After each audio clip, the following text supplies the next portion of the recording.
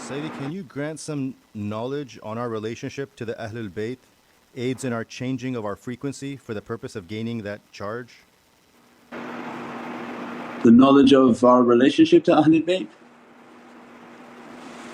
Yeah, the tariqas, shaykhs and the guides and ourselves are all Ahlul Bayt. So this light of Prophet that runs through the light and the blood of the shaykh is a frequency in which Allah sends them to teach these realities. And when the students come to the way and begin to take this way of muraqabah and the tarbiyah of the tariqah, it's a tuning. So that when you attune yourself to the frequency of that shaykh. So anyone want, they can study attuning and go to our website muhammadanway.com, everything is Muhammadan Way. So Muhammadan Way YouTube, muhammadanway.com. You go to the articles and you study attuning.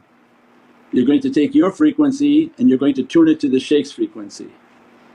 And he's from the light of Prophet, from the blood of Prophet, and as a result when you attune then that frequency will be dressed upon the servant.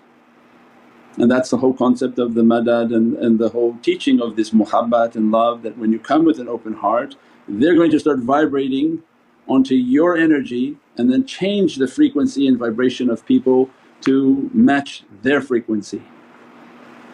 And all the way down to their molecular structure will begin to change by this grafting of light.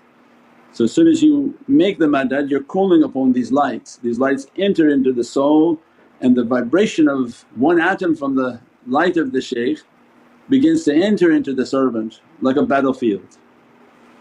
So imagine you read about these big battles, you are the biggest battlefield, and that you're asking for yourself to be conquered. So who was the best in conquering was Prophet to establish the flag of Allah. So when you make the madad, this one grain of light from the shaykh begin to enter into the servant with the light of Prophet. Hudan, Allah describes Prophet as a guide. So means this Muhammadan light begins to enter into the servant and bring more of its light and begin to establish the flag of La ilaha illallah Muhammadun Rasulullah and begin to battle to get to the heart. And that becomes the battle with the servant and the shaykh, that if they enter with this muhabbat, enter with this taslim, enter with all of these practices, that light can enter deeper and deeper into the heart of the servant until they feel the love of the shaykh. And that's what we said, you keeping now the muhabbat al-mashaykh and then hudur al-mashaykh. So when you have that love and reverence means the light of the shaykh has entered into the heart. Establishing the flag of Prophet, the real flag, the real lights, the real reality of faith that's now going to open. And then with that muhabbat and hudur means then you're keeping their presence. Keeping presence means you want more reflection of that light to enter. And that becomes the whole grafting and attuning because more and more light is coming. So you're leaving your bad character so you can keep the light. As soon as you go do bad things that light leaves and you have to restart again. So you're trying to keep more and more of that light, more and more of that light until the light begins to overwhelm your light, and what happens then? They call it fana. So there's love, presence and annihilation. So the heart is like a flower and it has to open for that love. What then shaitan is going to do at that stage is battle your mind, because the light is trying to enter your heart and shaitan is trying to talk to your head. And that's why we said the path is not based on head and heart, it's based on heart.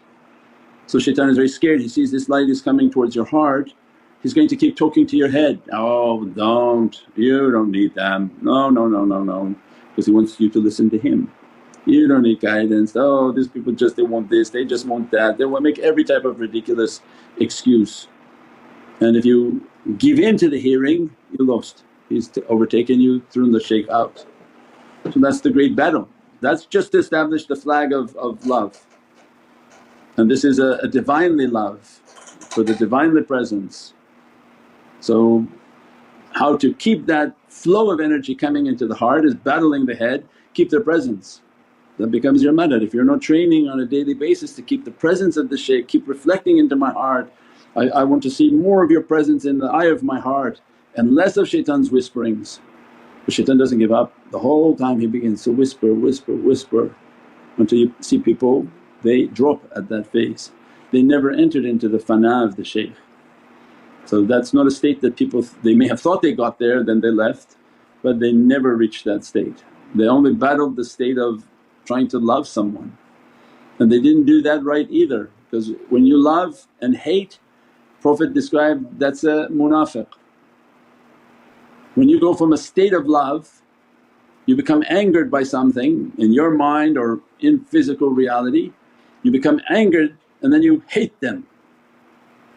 Prophet described that the munafiq is the one whom claim to love and then hates, most dangerous. So it means they never reach the station of fana.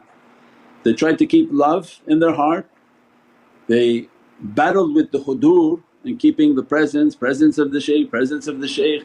If I could be physically around them, if not I'll keep the meditation which is more and most powerful. And as a result of keeping that meditation they begin to take more of the light of the shaykh within them and they disappear. And even if they have a physical issue, and many testings have been done for our own personal life from our shaykhs, very, very difficult testing, but the bond is so powerful that even the physicality is lifetimes apart, but the soul is right in the presence, and it's an eternal bond that has taken place and it can't be separated. It's like a molecular bond. It's not a bond of flesh but from the bond of the soul, like an atom. When it reached the fana and lost itself and brought the light of the guide, there's no going from that state. No matter the physicalities can be North Pole, South Pole, or the physicality dies for one, doesn't matter. The bond of the soul has taken place, the fana has taken place, and that shaykh's light is now on the servant and on that guide. And their secrets, their realities are dressing that guide now because they're a guide now. So that state is not an easy state where people think they reach that. They are battling only the state of muhabbat, trying to keep the khudur, and shaitan is right there with like a pick and picking that off. Say, they just want this, they just want that, they just want this, and whisper, whisper, whisper until your love breaks. Then you see them, they don't come, they sit somewhere else, they pretend they're not with you, and that becomes then the presence, or they break away if they were watching online, because the shaitan has entered into their whispering and their waswas. And if they go around to too many places and they start hearing the waswas of other people. So remember the rules, if you're a wali you have to be cursed by at least 1,000 shaykhs. Means ulama are going to come against every type of wilayat and sainthood or any type of their knowledge. That's the given. So when students start going around they start to become confused. Oh, I asked this imam about muraqabah, wow, he told me this, he hated this, he said, you guys are like this, you're like that. And that's then like an agent of shaitan. That was not something you were supposed to do. You're supposed to take the knowledges, take the realities, you make your tafakkur, make your contemplation and you reach to your realities. These realities are signed off by Sultan al-Awliya, they're signed off by Mawlana. So they've already been verified and credentialed.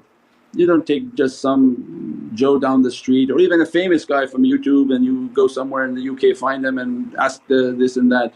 They're not of that caliber, they're not of that degree, they don't even know a drop of that knowledge.